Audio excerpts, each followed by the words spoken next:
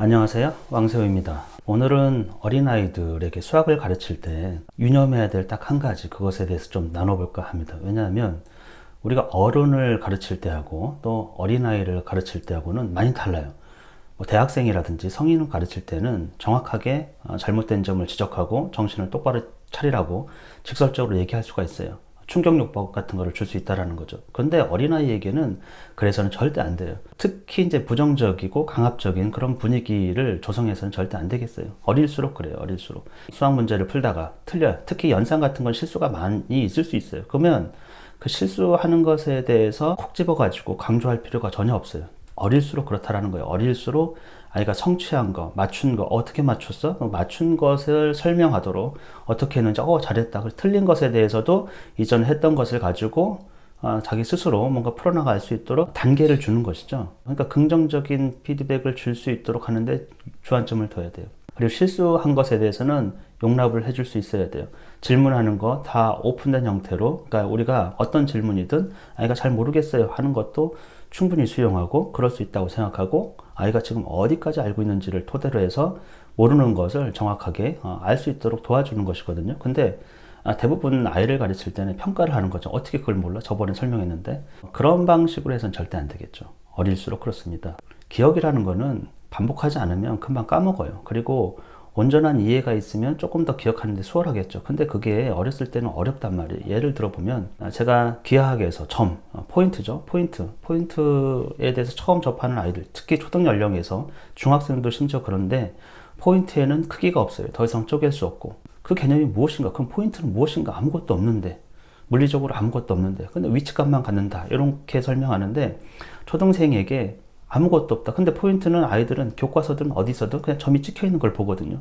그래서 점이 어떤 물리적인 형태를 가지고 있고 크기가 있다고 생각해요. 그거는 자연스러워요. 왜냐하면 일상적인 경험을 토대로 이제 추상화시키는 거기 때문에 우리가 포인트를 그려놓지 않고 표현해주지 않으면 그 개념을 접할 수가 없겠죠. 그냥 감각을 통해서 인식할 수 있도록 도와주려고 그림을 그린 것 뿐이에요. 점을 찍어 놓은 것 뿐이에요. 근데 실제적으로 점이라는 거는 찍는 순간에 크기가 있기 때문에 사실 우리 관념 속에, 머릿속에 추상적인 개념으로 갖고 있는 것이거든요. 근데 그 설명을 어떻게 합니까? 그러니까 온전하지 않을 수밖에 없거든요. 그러면 아이가 생각하는 포인트는 포인트가 크기가 없어요? 크기가 없으면 뭐 어떻게 돼요? 크기가 없는 거를 쌓으면 선이 될 수 있어요? 의문이 생기는 것이죠. 어떤 지식이든 아이들이 완벽하게 뭔가를 안다라는 것은 참 어려운 일이에요. 그걸 인정하고 몰라도 괜찮고 질문해도 괜찮고, 다만 우리가 갖는 관점은 이전보다 조금씩 향상된, 그러니까 이전에는 아무것도 모르겠죠. 거기서 갑자기 설명해가지고 100% 안다, 완전하게 안다, 이런 개념이 있을 수가 없어요. 10% 알고 조금 더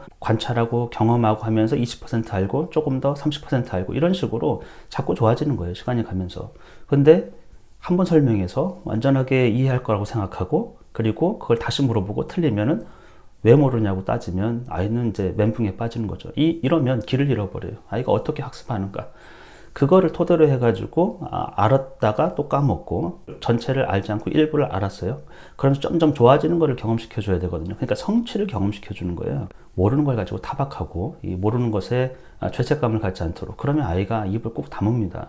질문도 안 해요. 그런 문화를 가지고 아이를 가르치면 모르는 것을 스스로 밝혀내지 않는다라는 것이에요. 인내를 갖고 아이 성취를 보고 아이가 성장할 수 있도록 돕는 것이다. 틀리는 거 괜찮다. 예를 들면 3번 설명해도 모를 수 있어요. 그 얘기는 완전히 모르는 게 아니에요. 수학이라는 거는 80%를 이해했어요. 예를 들면 그러면 20%를 모르기 때문에 문제를 못 풀 수가 있어요. 그럼 이전에 50% 몰랐을 때보다 훨씬 더 향상된 것인데, 드러나는 현상으로는 우리가 아이 머릿속을 끄집어낼 수 없기 때문에 모르는 것을 똑같이 틀린 문제로 드러날 수는 있어요. 근데 2번 설명해 줬으면 처음 들을 때보다 훨씬 나았을 것이고, 3번 설명해 주면 2번보다는 훨씬 나았을 것이고, 그러면서 좋아져요. 심지어는 10번, 20번, 100번도 설명해 주면 돼요. 그러면 더 좋아진다라는 거예요. 그거를 너무 비난하고 타박하고 하지만 않으면 돼요. 모르겠어요. 그러면 다시 한번 설명해 줘. 이런 거야. 이제 알겠어요.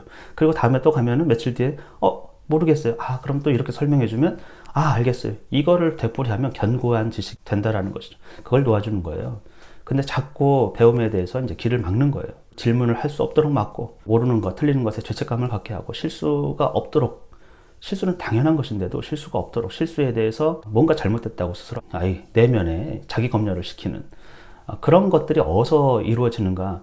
여러분 학교나 다른 데서 이루어지는 거는 관심 없어요. 사실은 그건 우리 영역이 아닐 수 있기 때문에. 그런데 내 아이면 부모가 그런 거를 안 하면 됩니다. 설령 사회라든지 학교라든지 다른 것에서 아이가 비판받고 평가받고 틀린 것에 대해서 죄책감을 느끼게 하고 질문하지 못하는 그런 문화가 있더라도 집에서 충분히 수용받고 집에서 충분히 20번이든 30번이든 들어주고 설명해주는 부모가 있다고 하면 그 아이는 수학을 그렇게 싫어하지도 않고 중간에 포기하지도 않고 또 질문도 없이 배움에 대한 어떤 열정이라든지 그런 거 다 사그라들지 않을 거라는 거예요. 또 주변 사회 이런 거를 비판해봐야 아무 소용이 없습니다. 비판할 수는 있어요.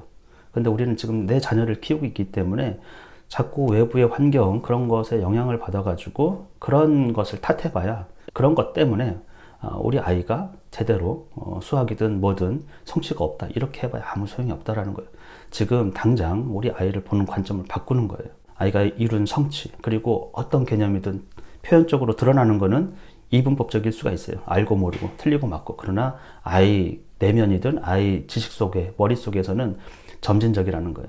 점점 좋아진다는 거예요. 그 개념을 가지고 하여튼 점점 좋아질 수 있도록 어제보다 나은 오늘 이전보다 나은 상태의 어떤 능력 이런 것들이 점점 좋아지는 방향으로 간다라는 그런 확신을 가지고 그런 방식으로 아이를 수학을 가르치면 좋겠습니다.